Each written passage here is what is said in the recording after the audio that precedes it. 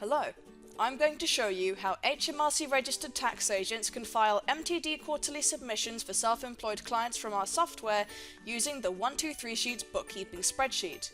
You can download the bookkeeping spreadsheet from your account homepage if you have purchased it already. Upon opening the spreadsheet for the first time, you should go to the Settings tab and choose the various options that best suit your needs. These options will make the spreadsheet more simple or more complex depending on what is chosen. In this example, we have added some complexity and have chosen the option of VAT registered. To start adding income details, click on the Sales button and fill in rows according to the column descriptions.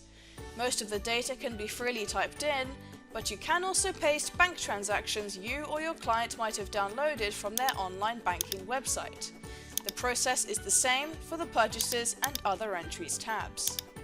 To get an overview of the total income and expense categories, click on the Income and Expense Report button. From here, you can change the date range to see summary income and expense totals for any part of the tax year. To view a ledger of all transactions, we can use the Ledger Report. When you're ready to make quarterly submissions, click on the Income Tax File button in the Reporting category. You can click on the Detailed Report next to see the detailed transactions included in a quarterly submission. Then, when you are happy with that, you can create a PDF ready for submission to HMRC. Clicking the HMRC File button will generate a PDF to upload to our website the quarterly summary data HMRC is looking for. After clicking OK, the file will be generated and will open automatically for you to review. This will be saved as a PDF file that you will upload to our website.